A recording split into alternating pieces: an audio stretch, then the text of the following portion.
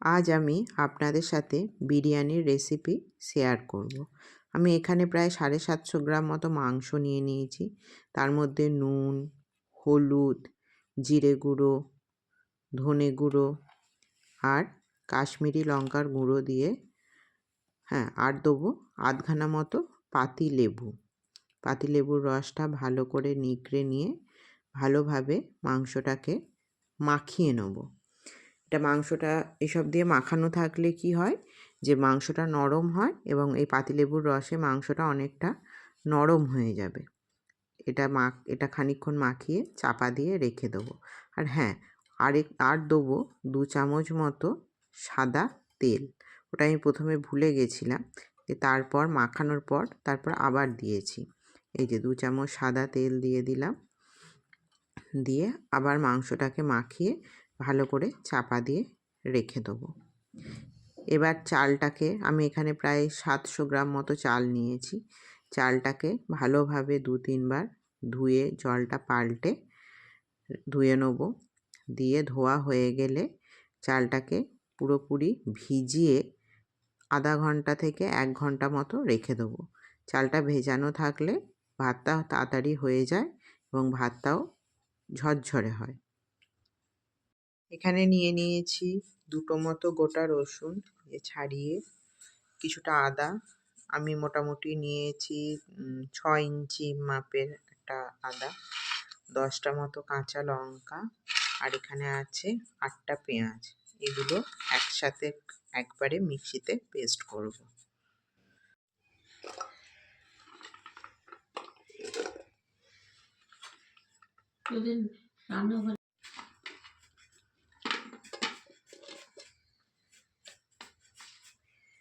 এগুলো সব এবার একসাথে পেস্ট করে নেব।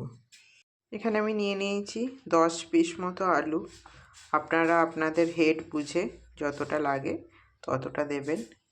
এরপর এটাতে একটু অল্প পরিমাণে নুন, একটু হলুদ ভালো করে মাখিয়ে নেব। এবার কুকারে দিয়ে দিচ্ছি, একটা মতো স্টিম দিয়ে এটাকে অফ করে রেখে দেবেন। তাহলে সেদ্ধটা ভালো হয়, আলুটাও নরম হয়, খেতেও ভালো লাগে। এটা বেরেস্তার পেঁয়াজ, এটা কাটা হয়েছে। এটার মধ্যে এখন একটু দুধে এটাকে ভিজিয়ে রাখবো। এটা দুধে ভিজিয়ে রাখলে জিনিসটা নরম হয় এবং ঝরঝরে হয়, মুড়মুড়ে হয় এবং বেরেস্তাটা ভালো হয় আর কি। এটা চাইলে আপনারা স্কিপও করতে পারেন, এটার অপশনাল। যদি চান করবেন, না হলে এমনি নর্মাল যেমন বেরেস্তা হয় সেরকমও ভাজতে পারেন। 1 ঘন্টা হয়ে গেছে। এবার বিরিয়ানির জন্য আমরা রাইসটা তৈরি করে নেব। তার জন্য আগে জলটাতে প্রায় বড় চামচের 3 চামচ মতো, 3 থেকে 4 চামচ মতো নুন দিয়ে দেবো, তাতে জলটা একদম পুরো লবণাক্ত হয়ে যায়। নুনটা ঠিক হলে তাহলে বিরিয়ানির ক্ষেত্রে সুবিধা হয়। এরপর দিয়ে দেবো 4 থেকে 5টা মতো লবঙ্গ। তারপর দেবো, এখানে আমি নিয়েছি এইরকম কতগুলো ছোট এলাচ। আপনাদের বিরিয়ানির পরিমাণ অনুযায়ী কম বেশি এটা করতে পারেন। 4 থেকে 5টা তেজপাতা, 8 থেকে 10টা মতো দেবো গোলমরিচ, 3 থেকে 4টে দারুচিনি আর একটা স্টার। আপনারা চাইলে স্টারটা বাড়াতে পারেন, আমার কাছে একটিই ছিল তাই আমি একটা দিয়েছি, এখানে 2টো দিলে ভালো হতো। আর দিয়ে দেবো এই আধখানা লেবুর রস। এই সবটা দিয়ে জলটা ভালো করে টকবক টকবক করে ফোটাতে দেবো। লেবুর রস সাথে লেবুর খোলাটাও আমি দিয়ে দেবো, তাহলে জলটাতে পুরো রসটাই ফুটে বেরোবে। এই যে দেখুন, আমি সব কিছু জলের মধ্যে দিয়ে দিয়েছি। এবার জলটাকে হাঁড়িটা ঢাকা দিয়ে ভালো করে ফুটতে দেবো। আর দিয়ে দেবো 1 চামচ, বড় চামচের 1 চামচ সাদা তেল। এটা আমি প্রথমে ভুলে গেছিলাম, পরে অ্যাড করে দিলাম। আপনারা ওই মশলাগুলো যখন দেবেন তখনই জলের মধ্যে তেলটা অ্যাড করে হাঁড়িটা ঢাকনা দিয়ে ফুটতে দেবেন। জলটা দেখুন টকবক করে আমার ফুটে গেছে। এরপর আমি এখানে চালটা দিয়ে দেবো।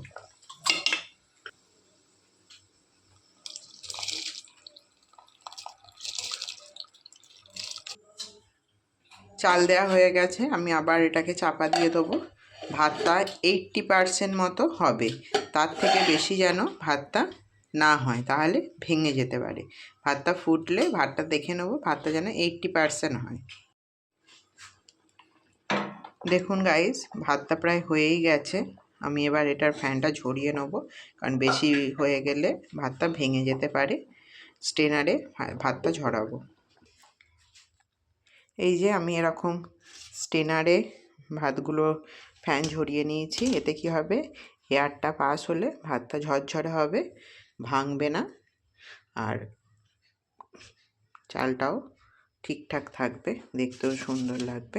আপনাদের কাছে যদি স্ট্রেনার না থাকে, আপনারা একটা ফ্যানটা ঝরিয়ে একটা থালার মধ্যে ভালো করে ছড়িয়ে ভাতটাকে শুকোতে দেবেন, তাহলে চালটা গোটা গোটা থাকবে। দিয়ে এবার সেই দুধে ভিজিয়ে রাখা পেঁয়াজটা ভালো করে দুধ থেকে ছেঁকে নিয়ে বেরেস্তাটা ভাজছি। দেখবেন কি সুন্দর ঝুরঝুরে হবে এটা। দেখুন বেরেস্তাটা ভাজা হয়ে গেছে, দেখুন কতটা ঝুরঝুরে হয়েছে। আপনারা আশা করি আওয়াজটাও পাচ্ছেন, বুঝতে পারছেন।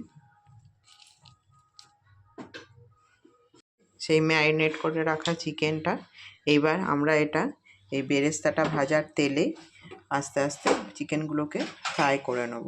এটা বেরেস্তা ভাজার জন্য কড়াইটা কালো হয়ে গেছে, তো অসুবিধা কিছু নেই। এই তেলে যদি তেল লাগে সামান্য অ্যাড করব, দিয়ে আস্তে আস্তে চিকেনগুলো ভেজে নেব। চিকেন সব একবারে দেবো না, যটা করে হয় 3টে 4টে যার যেরা আস্তে আস্তে ভেজে নেব। ভাজা হয়ে গেছে, সুন্দর করে ভেজে নিয়েছি। এবার এই মাংস ভাজার তেলটার মধ্যে মিক্সিতে করে রাখা আদা, পেঁয়াজ, রসুন আর কাঁচা লঙ্কার পেস্টটা এবার কড়াইয়ে দিয়ে দেবো।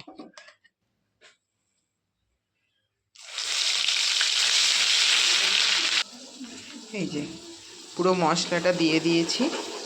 এবার এই মশলাটাকে ভালো করে 3 থেকে 4 মিনিট মতো আমি কষে নেব।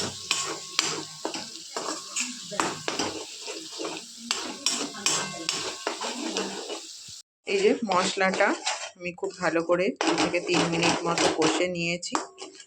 এবার এর মধ্যে এই যে ম্যারিনেট করা যে চিকেনটা ছিল, সেই বাটির জল, একটুখানি জল মিশিয়ে সেই বাটির জলটা এবার দিয়ে দেবো। তার মধ্যে দিয়ে দেবো এখানে প্রায় 150 গ্রাম মতো টক দই ফেটানো। দইটাকে আমি আগে থাকতেই ফাটিয়ে রেখেছিলাম খুব ভালো করে।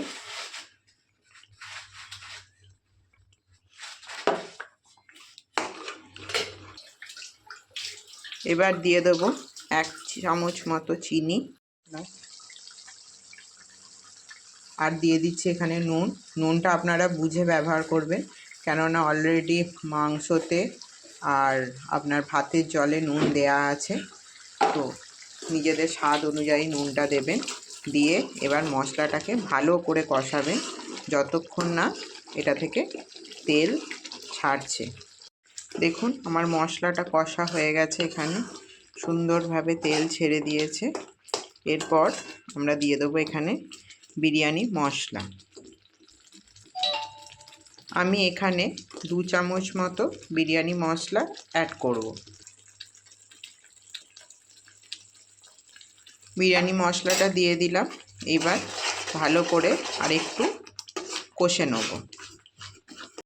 আমি চিকেনগুলোকে মশলার সাথে খুব ভালোভাবে মিশিয়ে নিয়েছি। চিকেনটা আমার মিশে গেছে। এবার আমি এর মধ্যে দিয়ে দেবো জল।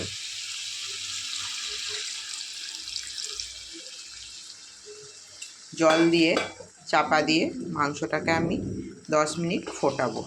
কেননা মাংসটা আমাদের ভাজার সময় আগে 50% প্রায় সেদ্ধ হয়ে গেছে। আর চাপা দিয়ে 10 মিনিট মতো ফোটালেই আস্তে আস্তে মাংসটা সেদ্ধ হয়ে যাবে। মাংসটা আমি এবার চাপা দিয়ে দেবো। চাপা দিয়ে লো ফ্লেমে মাংসটা 10 মিনিট হবে। এই যে 10 মিনিট পর আমি মাংসর ঢাকনাটা খুলে দিলাম। মাংসটা প্রায় আমার সেদ্ধ হয়েই গেছে। আর আমি এটাকে আলুগুলো মিশিয়ে, আলুগুলো আগে থাকতে স্টিম দেওয়াই ছিল, কিন্তু আলুগুলো মেশাবো এই কারণে যাতে আলুর ভেতরেও মশলাটা আমার ঢোকে। ওই জন্য আলুগুলো দিয়ে আরও 5 মিনিট মতো ফুটিয়ে তারপর মাংসটা বন্ধ করে দেবো।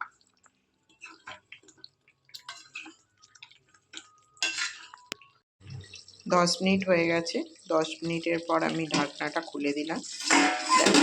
চিকেন প্রায় রেডি। আলুগুলোতেও সুন্দর একটা কালার চলে এসছে। মাংস আমার রেডি। এবার আমি গ্যাসটা অফ করে দেবো। রেডি। গ্রেভি থেকে মাংসটা আর আলুটাকে আমি আলাদা করে নিয়েছি। এই যে গ্রেভিটা। এবার আমরা বিরিয়ানির লেয়ারটা তৈরি করব। গ্রেভিটা কি সুন্দর থকথকে হয়েছে দেখুন। লেয়ার তৈরি করার ক্ষেত্রে এরকম গ্রেভিরই প্রয়োজন হয়।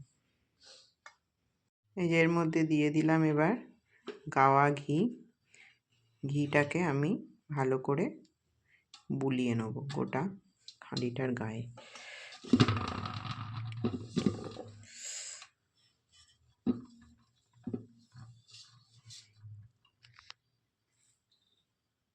এই যে ঘিটা আমি বুলিয়ে নিয়েছি।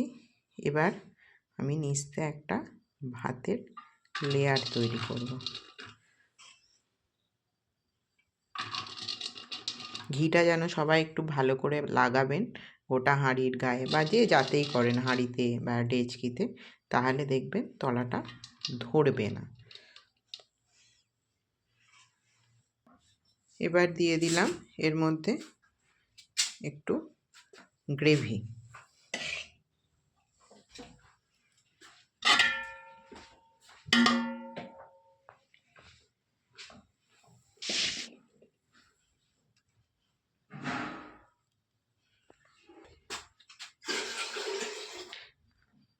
এবার আবার একটি ভাতের লেয়ার করব।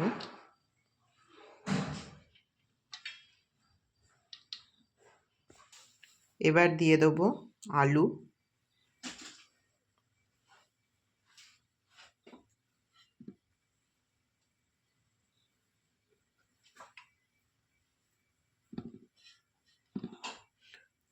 মাংস।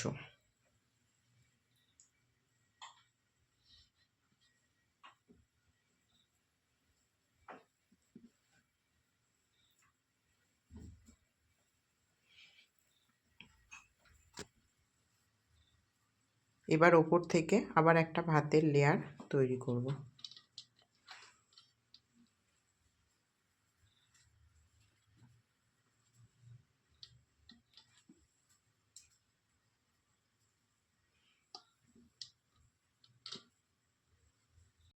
আবার একটু গ্রেভি দেবো।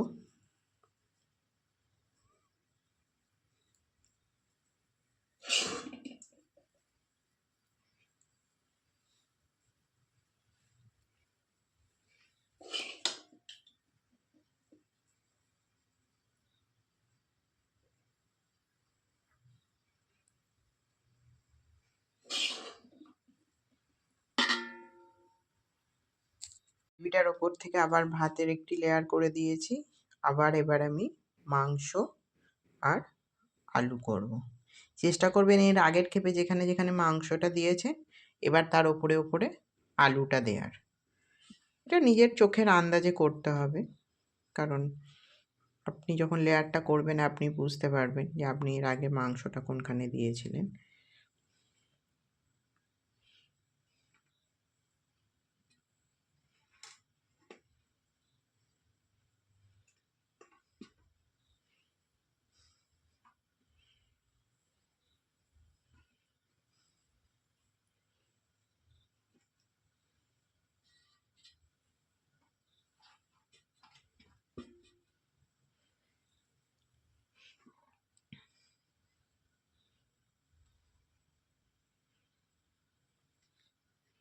এরপর আবার এর ওপর থেকে আমি একটু গ্রেভি দিয়ে দেবো।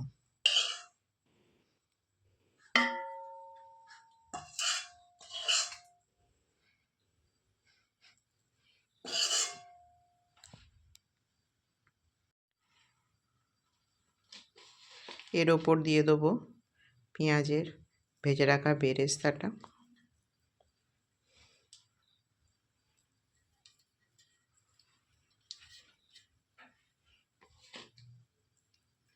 সব বেরেস্তাটা এখন দেবো না, আরেকটি লেয়ার করার পর তারপর বাকি বেরেস্তাটা দিয়ে দেবো। বেরেস্তাটা ছড়িয়ে দিয়েছি, এরপর এর ওপর থেকে আবার একটা ভাতের লেয়ার আমি করে দেবো।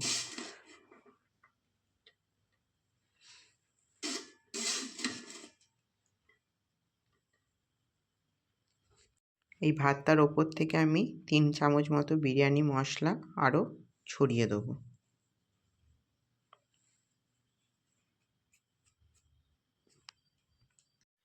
বিরিয়ানি মশলাটার পর আমি ওপর থেকে 2-3 চামচ মতো ঘি ছড়িয়ে দেবো। বাড়ির তৈরি ঘি ব্যবহার করতে পারলে খুব ভালো হয়, আমার মনে হয় এতে বিরিয়ানির টেস্টটা ভালো হয়, কিন্তু সেটা না, আপনাদের কাছে যেটা অ্যাভেলেবেল আছে আপনারা সেটাই ব্যবহার করবেন।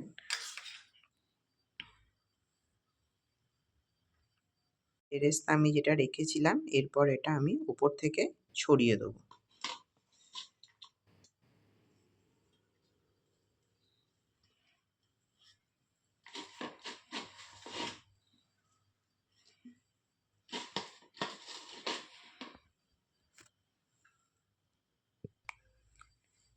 এরপর আমি দেবো 2 চামচ মতো কেওড়া জল।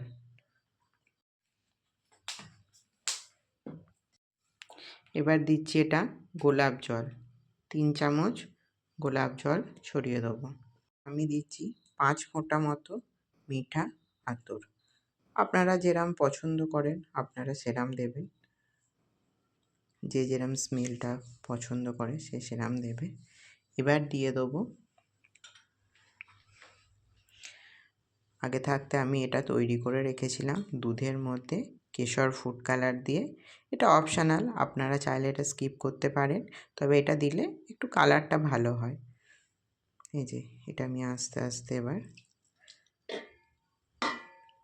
ছড়িয়ে দেবো।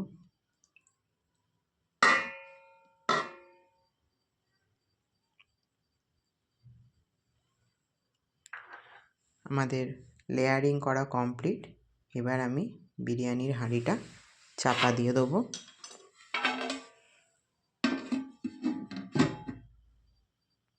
এই যে ওভেনের ওপর আমি প্রথমে এরকম একটা তাওয়া বসিয়ে নিলাম, তাওয়াটাকে প্রথমে একটু হিট করে নেব, যেটা প্রি হিট বলে সেটা।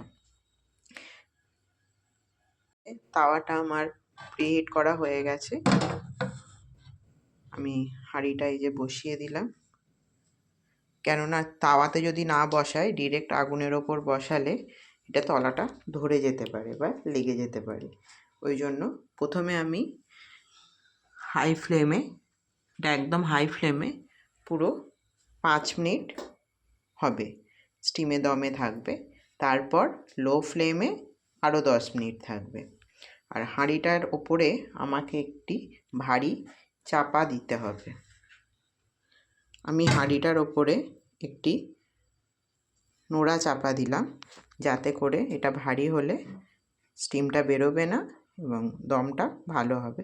আপনারা চাইলে ভারী অন্য কোনো কিছু জিনিস দিতে পারেন। এটা এখন হোক। 5 মিনিট হাই ফ্লেমে রাখার পর আমি এটাকে লো করে দিচ্ছি। লো করে দিয়ে আরও আমি 10 মিনিট এইভাবে রাখবো। ফ্লেমে 10 মিনিট হয়ে যাবার পর আমি গ্যাসটা বন্ধ করে দিলাম, কিন্তু হাঁড়ির ঢাকাটা আমি এখন খুলব না, এটা এইভাবেই থাকবে আরও 10 মিনিট। এই যে যেহেতু তাওয়াটা এখনও হিট আছে, সেহেতু 10 মিনিট এটা থাকলে আরও বেশিক্ষণ স্টিম হবে, জিনিসটা ভালো হবে। তো 10 মিনিট পর আবার খুলে তখন সার্ভ করা হবে। 10-15 মিনিট হয়ে গেছে, এরপর আমি এটা খুলব। আর এই ঢাকনাটা, এই যে বিরিয়ানি রেডি।